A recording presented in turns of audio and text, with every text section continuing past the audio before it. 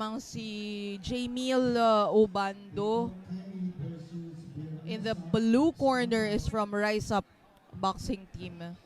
Ladies and gentlemen, descending in the blue corner from Rise Up Boxing Team, Jamil Obando. And descending in the red corner from Team Elite Ghana Africa, Prince Hussein Boy.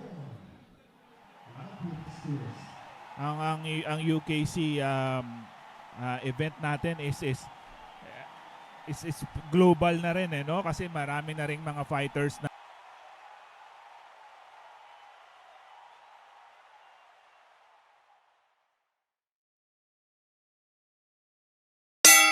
yung nasa red corner I think originally nasa from Africa siya. No. Here we go. Oh! Wow! Solid punch from Jamil Obando.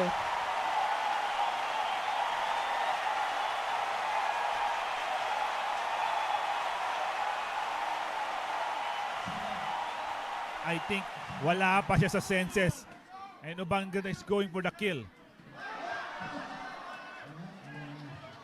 That's a little off balance lang yun for Obando.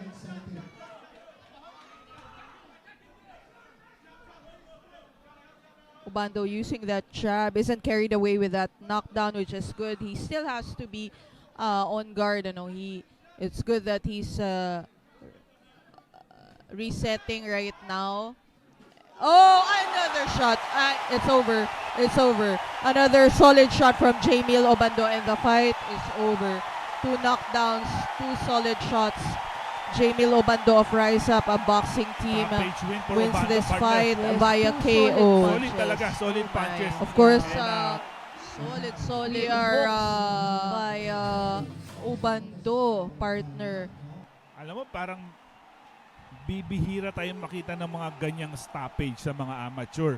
Talagang, should I say, every now and then lang talaga. Yeah. Kasi sabi nga natin, ang amateur is more about scoring. And yung knockout, added na yun talaga kung sakaling mangyari para sa'yo. Totoo yan, partner. Kasi mahirap.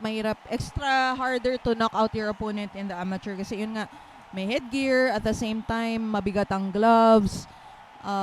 At we don't expect that, we don't usually expect that much power coming from someone in the amateur.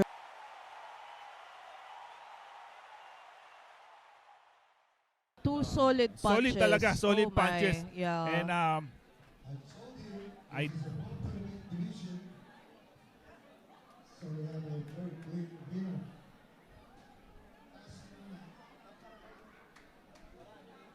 Solid hooks by Obando, partner. Obando from Rise Up Boxing Team, a star in the making, partner, no?